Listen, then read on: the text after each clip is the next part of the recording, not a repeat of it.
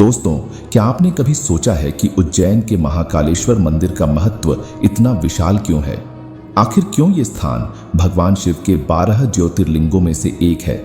महाकालेश्वर एक ऐसा मंदिर जो सिर्फ भगवान शिव की आराधना का स्थान नहीं, बल्कि अनेकों रहस्यों का खजाना भी है। क्या आपने कभी सोचा है कि महाकालेश्वर के मंदिर में ऐसा क्या है जो इसे शिव का सबसे रहस्यमयी धाम बनाता है? क्या आप जानते हैं कि यहाँ जो ज्योतिर्लिंग है उसका सीधा संबंध समय और मृत्यु से है? क्यों महाकालेश्वर को कालों के काल कहा जाता है? ऐसे रहस्य जिन्हें जानकर आपकी रूह तक कांप उठेगी।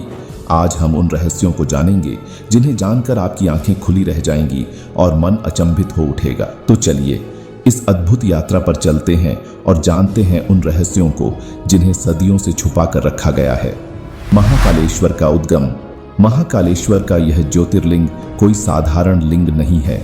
इसका इतिहास जितना पुराना है उतना ही रहस्यमयी भी।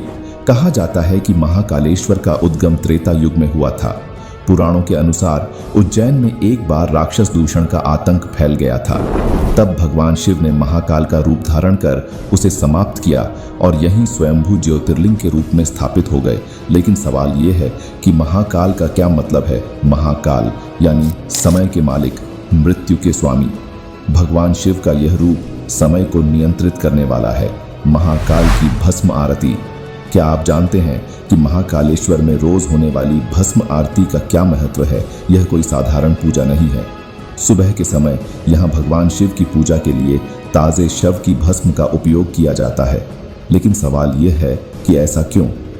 वास्तव में यह शिव के उस महाकाल रूप की याद दिलाता है जो मृत्यु का अधिपति है। शव की भस्म का उपयोग यह बताने के लिए किया जाता है कि मृत्यु अंत नहीं बल्कि एक नया प्रारंभ है। यह प्रक्रिया शिव के वैराग्य और संसार के मोह माया से ऊपर उठने का प्रतीक है। इस आरती के दौरान ऐसा कहा जाता है कि महाकालेश्वर स्वयं मृत्यु का नृत्य करते हैं। महाकाल का मतलब। सबसे पहले, क्या आप जानते हैं महाकाल शब्द का असली अर्थ क्या है? महाकाल का अर्थ है समय के भी काल। शिव को समय का स्वामी माना जाता है। वे न केवल सृष्टि की उत्पत्ति करते हैं बल्कि समय के अंत में इसे संहार भी करते हैं। वायु पुराण में कहा गया है कि जब संसार में सब कुछ खत्म हो जाता है तब भी महाकालेश्वर की ज्योति सदा जलती रहती है। महाकालेश्वर का स्वयंभू शिवलिंग। महाकालेश्वर का शिवलिंग अन्य ज्योतिर्लिंगों से बिल्कुल अलग है। यह स्वयंभू है, यानी स्वयं प्रकट हुआ है। यह किसी इंसान द्वारा स्थापित नहीं किया गया है। इसका उल्लेख स्कंद पुराण और शिव पुराण में मिलता है। माना जाता है कि महाकाल स्वयं इस लिंग में विराजमान है। शिव और मृत्यु का संबंध। महाकाल को मृत्यु का देवता भी कहा जाता है। यह रहस्य हमें बताता है कि मृत्यु से डरने की बजाय उसे समझने और स्वीकार करने का प्रयास करना चाहिए। महाकालेश्वर हमें सिखाते हैं कि जीवन और मृत्यु दोनों एक ही चक्र के हिस्से हैं। तो जब भी आपको जीवन के संघर्षों में डर महसूस हो या मृत्यु का विचार आपके मन में आए, याद रखें कि महाकाल शिव हमें यह सिखाते हैं कि यह सब एक अनवरत यात्रा का हिस्सा है। मृत्यु कोई अंत नहीं बल्कि एक नए आरंभ की तैयारी है। महाकाल की नगरी उज्जैन और कुंभ। क्या आपने कभी सोचा है कि कुंभ का इतना गहरा संबंध महाकाल की नगरी उज्जैन से क्यों है? उज्जैन में होने वाला सिंहस्थ कुंभ मेला दुनिया के सबसे बड़े धार्मिक आयोजनों में से एक है, लेकिन इसका रहस्य इससे भी बड़ा है। कहते हैं कि जब समुद्र मंथन के दौरान अमृत कलश से कुछ बूंदें पृथ्वी पर गिरी तो उनमें से एक बूंद उज्जैन की पवित्र शिप्रा नदी में गिरी।